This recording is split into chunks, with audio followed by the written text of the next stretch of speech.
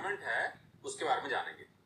तो दोस्तों जैसे कि हम जानते हैं कि failure modes and effect analysis जो है एक क्रॉस फंक्शन टीम अप्रोच है, और जो आपका न्यू प्रोडक्ट डेवलपमेंट होता है, यानी कि एपीक्यूपी के activities, advance product quality planning, production part approval process, और इनफैक्ट जो एफएमई के बाद में जो एक्टिविटी निकलती है जैसे कि कंट्रोल प्लान बनाना होता है, सारे एक्टिविटी में जो गाइडलाइन की रिक्वायरमेंट है, मैनुअल की रिक्वायरमेंट है, इनफैक्ट जो क्वालिटी मैनेजमेंट सिस्टम स्टैंडर्ड है ऑटोमोटिव इंडस्ट्री के लिए IATF 16949, ये बात करता है कि मल्टी डिसिप्लिनरी टीम अप्रोच होनी चाहिए, यानी कि MDT अप्रोच की बात करता है।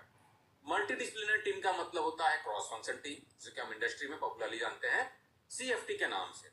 तो यहाँ पर भी आपको FMA करने के लिए, चाहे आप DFMA कर रहे हो, चाहे आप PFMA कर रहे हो, चाहे आप मशीनरी FMA कर रहे हो, चाहे आप सिस्टम FMA कर रहे हो, कोई भी आप FMA कर रहे हो, क्रॉस फंक्शन टीम होना जरूरी है। तो दोस्तों क्रॉस फंक्शन टीम होने की जरूरत आखिर क्यों पड़ती है? क्योंकि अगर एक ही डिपार्टमेंट का आदमी, सिर्फ फॉर एग्जाम्पल मैन्युफैक्चरिंग इंजीनियरिंग का, प्रोसेस इंजीनियरिंग का बंदा अगर अकेला करेगा, तो अलग अलग डिपार्टमेंट के जो पर्सपेक्टिव रहते हैं, प्रोडक्शन का जो इश्यूज हैं, क्वालिटी के जो चैलेंजेस हैं, टूल मेंटेनेंस को जो चैलेंजेस होते हैं, अलग अलग डिपार्टमेंट के अलग अलग एक्सपर्टीज होती है, वो सारी चीजें नहीं निकल के आएंगी, तो सही तरीके से एफएमए हो नहीं पाएगा और एक रूटीन का काम बनकर रह जाएगा और एक फॉर्मेलिटी बनकर रह जाएगी, और इसका जो इफेक्टिवनेस निकल के आना चाहिए वो नहीं आए। तो इसके लिए जरूरी है कि क्रॉस फंक्शन टीम का अप्रोच हो और जो भी रिलेवेंट डिपार्टमेंट्स हो इसमें एंगेज। दोस्तों पहला इंपॉर्टेंट पॉइंट जो कि हमने अभी डिस्कस किया, multi functional teams are essential, यानी कि क्रॉस फंक्शन टीम से हम इंडस्ट्री में पॉपुलर जानते हैं क्रॉस फंक्शन टीम के नाम से, तो क्रॉस फंक्शन टीम का अप्रोच होना ही चाहिए। आपकी क्रॉस फंक्शन टीम में कौन कौन से डिपार्टमेंट रहेंगे, ये आपके ऑर्गेनाइजेशन पर डिपेंड करता है कि आप क्या बना रहे हैं। आप ऑटोमोटिव में हैं या कोई इक्विपमेंट मैन्युफैक्चरिंग कंपनी में है, टेक्सटाइल में है, सॉफ्टवेयर डेवलप कर रहे हैं, क्या कर रहे हैं, तो उसमें जो जो भी रिलेवेंट डिपार्टमेंट्स आप उनको एंगेज कर लें। एग्जाम्पल के तौर पे अगर हम लोग एक ले लेते हैं टिपिकल मैन्युफैक्चरिंग कंपनी का सेटअप, तो हमारा मैन्युफैक्चरिंग इंजीनियरिंग डिपार्टमेंट होता है, प्लांट ऑपरेशंस यानी प्रोडक्शन डिपार्टमेंट हो गया, मेंटेनेंस हो गया, क्वालिटी हो गया। आप अदर अप्रोप्रिएट फंक्शन में जैसे कि आप ले सकते हैं मार्केटिंग ले सकते हैं, है ना, मार्केटिंग का बंदा भी हो सकता है, कहीं परचेज की जरूरत भी पड़ सकती है तो परचेज का आप इन्वॉल्व कर लें। कहीं पर टूल रूम अगर है इंपॉर्टेंट फंक्शन तो टूल ले सकते हैं। अगर मेंटेनेंस में आपका मशीन मेंटेनेंस अलग है, जिग फिक्सर का मेंटेनेंस अलग है, तो आप उनको भी एंगेज कर सकते हैं। तो कहने का मतलब दोस्तों कि मल्टी फंक्शनल या क्रॉस फंक्शन टीम होने चाहिए, और जो जो भी रिलेवेंट डिपार्टमेंट्स आपके प्रोजेक्ट से रिलेवेंट है, यानी कि जिस टॉपिक पर आप एफएमए कर रहे हैं, जिस प्रोडक्ट के लिए, जिस असेंबली के लिए, जिस लाइन के लिए आप कर रहे हैं, उसमें जो जो भी अप्रोप्रिएट डिपार्टमेंट हैं आप उनको एंगेज।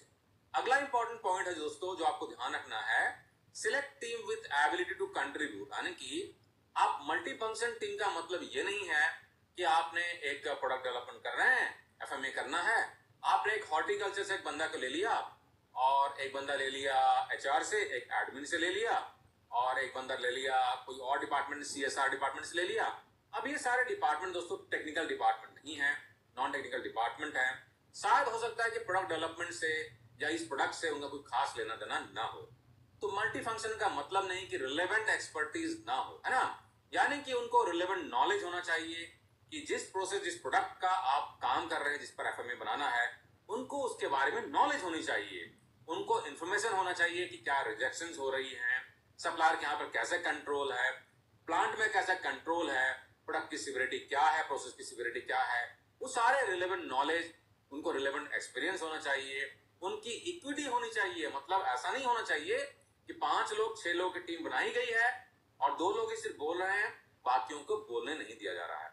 इक्विटी का मतलब होगा दोस्तों सारे लोग पार्टिसिपेटिव होने चाहिए, सारे लोगों को मौका मिलना चाहिए बोलने के लिए। अगर सारे लोग पार्टिसिपेटिव नहीं होंगे तो एफएमए का फायदा नहीं है। फिर क्या हो जाएगा, 2 लोग इनपुट देंगे, खाना पूर्ति हो जाएगी, बाकी लोग कंट्रीब्यूट नहीं करेंगे, है ना। तो सारे लोगों का कंट्रीब्यूशन होना चाहिए। और एम्पावरमेंट, यानी कि हर एक को अथॉरिटी पावर आपको देना है, ताकि सारे लोग अपने अपने डिपार्टमेंट, अपने अपने फंक्शन से रिलेवेंट जो उनकी एक्सपर्टीज हैं वो शेयर करें, ताकि एफएमए ढंग से बन के निकले। क्योंकि दोस्तों एफएमए बनाना अपने आप में, वो अपने आप में कंप्लीट एक्टिविटी नहीं है, क्योंकि टिपिकली एफएमए को सॉफ्ट फ्लोर में इस्तेमाल नहीं किया जाता है। सॉफ्ट फ्लोर में एफएमए से जो आगे के डॉक्यूमेंट निकलते हैं, जैसे कंट्रोल प्लान हो गया, या PCS प्रोसेस कंट्रोल स्टैंडर्ड हो गए, या 1 पॉइंट लेसन हो गए, या कुछ और डॉक्यूमेंट, कुछ और SOP निकलते हैं, वर्क इंस्ट्रक्शन निकलते हैं, उनका डिप्लॉयमेंट किया जाता है शॉप फ्लोर में, है ना। तो एफएमए बनाने के बाद में वो सारे एक्टिविटी जो है, वो सारे डॉक्यूमेंट जो हैं बहुत इंपॉर्टेंट हो जाते हैं, लोगों को ट्रेनिंग देना पड़ सकता है, ये सारे इंपॉर्टेंट एक्टिविटी है। अगला इंपॉर्टेंट पॉइंट है दोस्तों कि आपको रिक्वायर्ड मेंबर लेने हैं और सही नंबर के मेंबर लेने हैं। ज्यादा भीड़ भी नहीं करनी है और बहुत छोटी सी टीम भी नहीं होनी चाहिए। ऐसा नहीं कि 2 लोगों की टीम बना ली तो भी प्रॉब्लम है, या 15-20 लोगों के ले लिया, बहुत बड़ा भीड़ बना लिया तो भी सही तरीके से डिस्कशन डिबेट नहीं हो सकता है। तो 4 से 6 लोग दोस्तों ठीक ठाक रहते हैं। आप 5, 6, 7 लोग ले सकते हैं, कोई प्रॉब्लम नहीं है, है ना। डिपेंड करता है कि आपका प्रोजेक्ट जो है कितना कॉम्प्लेक्स है। ज्यादा कॉम्प्लेक्स प्रोजेक्ट है, बड़ा प्रोजेक्ट है तो 7-8 लोग हो सकते हैं, कोई प्रॉब्लम नहीं है। ज्यादा कॉम्प्लेक्स प्रोजेक्ट नहीं है, सिंपल प्रोजेक्ट अगर है तो आप 4-5 लोगों को ले ले, सफिशिएंट रहता है एक ठीक ठाक एफएमए बनाने का। और दोस्तों एक इंपॉर्टेंट पॉइंट है यहाँ पे, in addition to the FMA team, call in experts as needed. काफी बार क्या होता है दोस्तों, कुछ ऐसे एक्सक्लूसिव प्रोसेस होते हैं जहां पर कि आपको लगता है कि हमारे पास में एक्सपर्टीज नहीं है, हमें बाहर के एक्सपर्ट की जरूरत है। जैसे कि फॉर एन एग्जांपल आपने एक नया प्रोसेस ऐड किया है जो कि है प्रोजेक्शन वेल्डिंग, और आपके यहाँ पर किसी एक्सपर्टीज नहीं है तो बाहर के एक्सपर्ट को आप इन्वॉल्व कर सकते हैं। अगर आपने कोई नया नॉन डिस्ट्रिक्ट टेस्टिंग ऐड किया, जैसे कि मैग्ना फ्लक्स लिया हुआ है, या आपने कोई और टेस्ट आपने ऐड किया हुआ है, समझो कि एडी करंट ऐड किया है, और आपकी कंपनी में किसी के पास में एक्सपर्टीज नहीं है तो बाहर के एक्सपर्ट को भी इंगेज कर सकते हैं। तो दोस्तों इसमें टीम में इन लोगों के अलावा जो हमने अभी तक रेकमेंड किया है, सप्लायर भी इंगेज हो सकते हैं। सप्लायर के अलावा आप कस्टमर को भी जहां पर रिक्वायरमेंट है आप उनको भी इन्वॉल्व कर सकते हैं। आइए दोस्तों प्रोग्राम को आगे बढ़ाते हैं। हमने एफएमए की टीम के बारे में जान लिया। अब टीम में कुछ टिपिकल रोल होते हैं जो कि कैरी करने होते हैं, उन रोल के बारे में जानते हैं।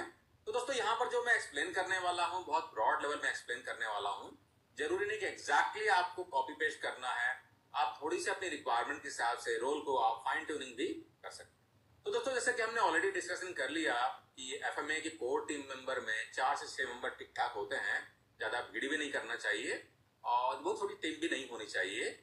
और इसमें कुछ इंपॉर्टेंट एलिमेंट्स जो आपको ध्यान रखना है कि आपको एक्सपर्ट लोगों को एंगेज करना है, क्रॉस फंक्शन टीम एंगेजमेंट होना चाहिए, ऑनेस्ट कम्युनिकेशन होना चाहिए। ऐसा नहीं कि फालतू के बात करें, और जेन्युइन फीडबैक है या कोई जेन्युइन इनपुट अगर है जो कि आना चाहिए डिस्कशन में, वो नहीं आ रही है, ऐसा भी नहीं होना चाहिए। एक्टिव पार्टिसिपेशन लोगों का होना चाहिए, लोगों का माइंडसेट पॉजिटिव होना चाहिए कि हमको एफएमए करना है और ढंग से एफएमए करने से मेरे प्रोडक्ट की फेलियर कम होगी, कस्टमर सेटिस्फेक्शन बढ़ने वाला है ना। उस माइंडसेट से हमको काम करना है। हर एक टीम मेंबर का हमें रेस्पेक्ट करना है और सारे लोगों का पार्टिसिपेशन भी हमको इंश्योर करना है।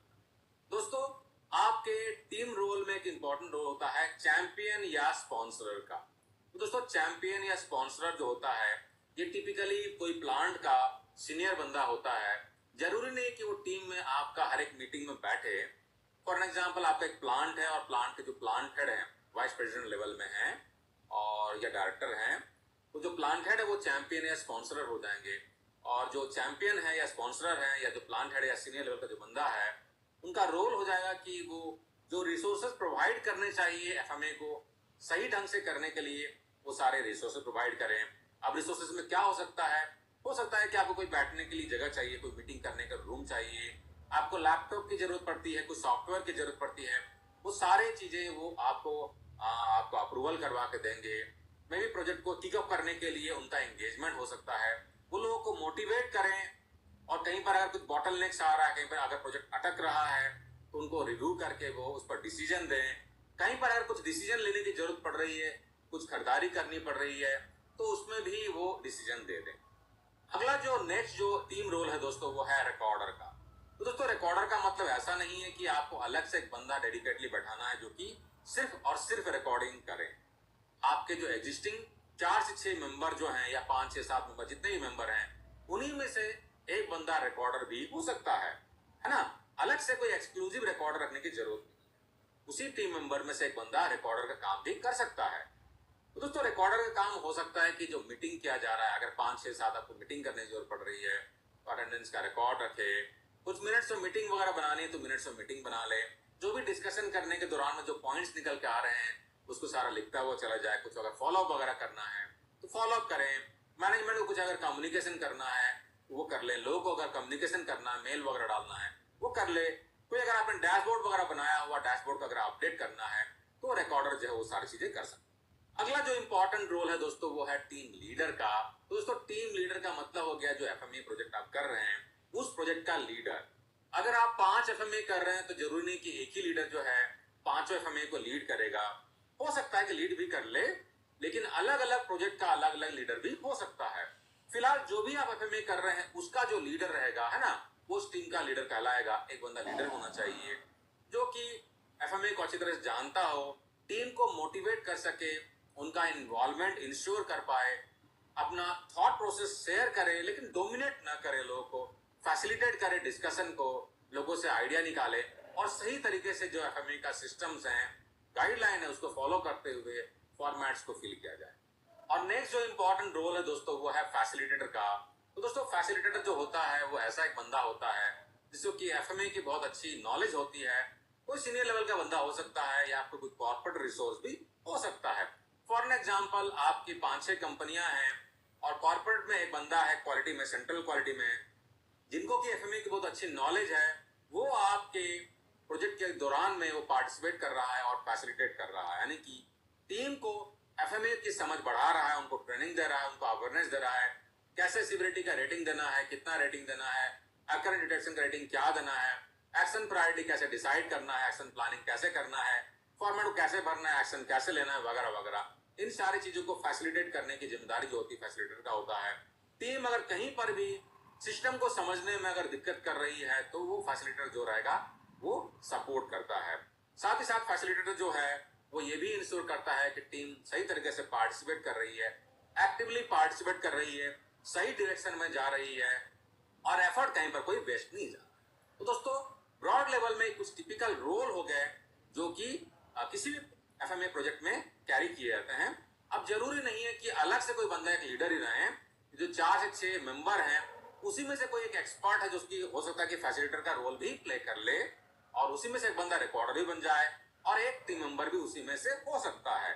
डिपेंड करता है कि आपका ऑर्गेनाइजेशन कितना बड़ा है, कितनी मैच्योर सिस्टम आपके यहाँ पर है, उसी हिसाब से ये अलग अलग लोग अलग अलग रोल प्ले कर सकते हैं। आइए दोस्तों हम जानते हैं कॉमन टीम प्रॉब्लम्स, यानी कि दोस्तों टीम मैनेजमेंट बहुत इंपॉर्टेंट कला होती है।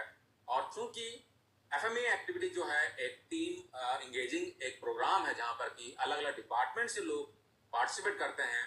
अब अलग अलग डिपार्टमेंट अलग अलग फंक्शन से लोग अगर पार्टिसिपेट करेंगी तो थोड़ा थोड़ा टसल वगैरह तो होगा, थोड़ा बहुत इश्यूज आ सकती है। तो कौन कौन से टिपिकल टीम प्रॉब्लम्स या चैलेंजेस आपको फेस करना पड़ सकता है अगर आप टीम को लीड कर रहे हैं या फैसिलिटेट कर रहे हैं, तो ये आपको मालूम होना चाहिए। अब चूंकि आप एफएमई प्रोग्राम को समझ रहे हैं तो आपको मालूम होना चाहिए कभी अगर आपको एफएमई को लीड करना पड़ा या आप अगर पार्टिसिपेट भी कर रहे हैं एज ए टीम मेंबर तो क्या क्या टिपिकल चैलेंजेस फेस करनी पड़ सकती हैं। जितना आपको मालूम होगा आप उस पर एक्शन ले सकते हैं और आप उसको ओवरकम भी कर सकते हैं। पहला प्रॉब्लम आपका हो सकता है दोस्तों जो आप फेस करें, no common understanding of FME. For example दोस्तों एफएमई में अभी एक मेजर चेंज हुआ है और जो एआईएजी का पुराना वर्जन था वर्जन 4 अब चेंज होके एआईजी और बीडीए का वर्जन 1 एडिशन 1 लॉन्च किया गया, ठीक है ना। अगर टीम मेंबर को नए वाले वर्जन की समझ नहीं है तो क्या होगा, दोनों की अंडरस्टैंडिंग सही नहीं रही। कुछ लोगों की पुराने की समझ है, हो सकता है कि एक दो लोगों को नए की समझ होगी तो उनमें टसल होगा, क्लैरिटी नहीं होगी, दोनों फाइटिंग करेंगे और सही तरीके से एफएमई बन नहीं पाएगा। तो इंश्योर करें आप कि सारे लोग जो हैं एक ही तरीके से एफएमई को समझें, सबके अंडरस्टैंडिंग एफएमई में सही हो। ओवर बियरिंग पार्टिसिपेंट्स, दोस्तों कभी कभार ऐसा भी होता है कि कुछ पार्टिसिपेंट जो हों वो ढंग से पार्टिसिपेट नहीं कर रहे हैं, टाइम पास कर रहे हैं और जो काम चल रहा है काम में रोड़ा अटका रहे हैं। तो आपको इस तरह के पार्टिसिपेंट का भी ख्याल रखना है, किस तरह से उसको मैनेज किया जाए। अगर ज्यादा डिस्टर्ब कर रहे हैं तो आप उनको चेंज कर दीजिए, उस डिपार्टमेंट से या उस फंक्शन से नए पार्टिसिपेंट्स को आप एंगेज कर लीजिए। ऐसे काफी सारे लोग रहते हैं जो कि आपके काम में हर्डल डालेंगे, तो आपको उनको भी मैनेज करना है। रिलक्टेंट पार्टिसिपेंट्स, ऐसे भी लोग हो सकते हैं जो कि सपोज फॉर एन एग्जांपल आपने परचेस से एक टीम मेंबर मांगा, मेंटेनेंस से आपने एक टीम मेंबर की मांग की और एचओडी ने एक ऐसे बंदे को नॉमिनेट कर दिया है उस डिपार्टमेंट के एचओडी ने जो कि इंटरेस्टेड ही नहीं था। उसको लगता है कि यार एफएमई करना तो फालतू में वेस्ट ऑफ टाइम है, मेरे पास में बहुत इंपॉर्टेंट एक्टिविटी था, मुझे मेरे बॉस ने करने नहीं दिया और इसमें मुझे अननेसेसरी मुझे लगा दिया है ना। तो उसमें क्या होगा, वो ढंग से पार्टिसिपेट नहीं करेगा और उसका जो एंगेजमेंट होना चाहिए, उसके जो इनपुट्स आने चाहिए वो नहीं आएंगे। तो इस तरह का अगर रिलेक्टेंट पार्टिसिपेंट्स हैं, या तो उनको मोटिवेट करके आप उनसे काम ले लीजिए, अगर फिर भी काम नहीं बन रहा है तो उस डिपार्टमेंट हेड से बात करके उनको रिप्लेस करें। Opinion treated as facts. दोस्तों काफी बार क्या होता है, जो हम एफएमए करते हैं बहुत सारे हमको फैक्ट्स की जरूरत पड़ती है। फॉर एन एग्जांपल, अकरेंस की जब हम रेटिंग वगैरह करते हैं, हमारे पास में बैकअप डेटा होना चाहिए, और उस डेटा के बैकअप के हिसाब से इसमें customer complaints, internal rejection, river के इश्यूज, फील्ड फेलियर के इश्यूज, ये सारे के डेटा अपने पास में होना चाहिए। उसके बेसिस पे हमको रेटिंग करना है। लेकिन अगर आपके पास में फैक्ट्स नहीं है, डेटा नहीं है, और लोग अपने अपने ओपिनियन दे रहे हैं, यानी कि मैं बोल रहा हूं ना ऐसा होना चाहिए, ये नंबर होना चाहिए, नंबर 2, तो इस तरह के ओपिनियन के बेस पे हमको एफएमए नहीं बनाना है। हमारे पास में डेटा होना चाहिए, हमारे पास में फैक्ट्स होना चाहिए, और फैक्ट ड्रिवन हमको एक्शन लेना है। Rush to accomplishment. दोस्तों हड़बड़ी में भी नहीं करना है एफएमए को। एफएमए को ढंग से करने के लिए थोड़ा टाइम लगाना पड़ता है ना। तो आपका जो एम है एफएमए कंप्लीट करना ही सिर्फ नहीं है, ढंग से एफएमए बनाने के बाद में इससे जो डॉक्यूमेंट फर्दर निकल के आएंगी उनको डेवलप करना और उसका इम्प्लीमेंटेशन करना बहुत जरूरी है।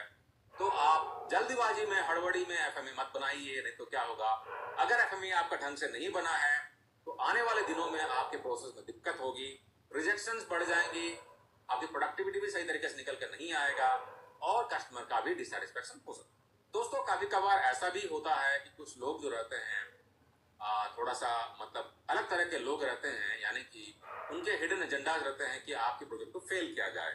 यानी कि पिछली बार मैं लीड कर रहा था, मैं सही तरीके से नहीं कर पा रहा था, इस बार चलो मैं देखता हूं कि आप कैसे कर लेते हो। यानी कि जहां पर उनको पार्टिसिपेट करना चाहिए वो पार्टिसिपेट नहीं करेंगे, और आपके प्रोग्राम में, प्रोजेक्ट में हर्डल डालेंगे, और वो ये कोशिश करेंगे कि आपका प्रोजेक्ट फेल हो जाए, है ना।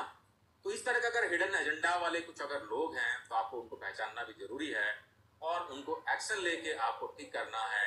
उनको लाइन पे लाइए, ट्रैक पे लाइए, या उनको आप रिप्लेस कर लें। Going through the motion. दोस्तों काफी बार ऐसा भी होता है कि हम फ्लो में करते चले जाते हैं, और जितना टाइम लगाना चाहिए डिस्कशन करने के लिए वो डिस्कशन नहीं करते हैं, और कोई पुराना डॉक्यूमेंट उठा लिया और उसके हिसाब से भरते चले गए, जल्दीबाजी में कंप्लीट किया, चाय समोसे खाए और निकल गए, है ना। तो दोस्तों इस तरीके का मीटिंग करके हमको एफएमए नहीं बनाना है। एफएमए बहुत इंपॉर्टेंट डॉक्यूमेंट होता है, और इसमें काफी बार आपको अच्छा खासा टाइम लगाने की जरूरत पड़ती है। ढंग से अगर टाइम नहीं लगाएंगे तो प्रॉब्लम है ना। और अंतिम पॉइंट है दोस्तों, बहुत इंपॉर्टेंट पॉइंट है, सीइंग एफएमए एज डिलीवरेबल्स। दोस्तों एफएमए बनाना अपने आप में हमारा एंड नहीं है, एफएमए मेरा डिलीवरेबल्स नहीं है। एफएमए बनाने के बाद में उसका सॉफ्ट फ्लोर में डिप्लॉयमेंट करना बहुत इंपॉर्टेंट है, और डिप्लॉयमेंट करने के लिए हमें कंट्रोल प्लान बनाना पड़ सकता है, एसओपी बनाना पड़ सकता है, वर्क इंस्ट्रक्शन बनाने पड़ सकते हैं, लोगों को ट्रेनिंग देना पड़ सकता है, या उसमें हमने कुछ अगर पुकायों के सिस्टम या कंट्रोल मैकेनिज्म अगर हमने डिफाइन किया है तो उन पुकायों के सिस्टम्स का, बजर का, अलार्म का या सिस्टम का हमको सॉफ्ट फ्लोर में इंप्लीमेंटेशन करना पड़ेगा, उसमें टाइम लगता है। तो अल्टीमेटली सिस्टम का कंट्रोल सॉफ्ट फ्लोर में एस्टैब्लिश करना हमारा अल्टीमेट एम होना चाहिए, सिर्फ और सिर्फ एफएम बनाना हमारा एम नहीं। तो दोस्तों ये कुछ टिपिकल कॉमन प्रॉब्लम्स हैं, आपको मालूम चल गया, बहुत अच्छी बात है। तो आप जब एफएमए करें तो आप इन सब चीजों का ध्यान रखें, ताकि आपका एफएमए सही तरीके से बने, और जो आप रिजल्ट एक्सपेक्ट कर रहे हैं वो रिजल्ट निकल के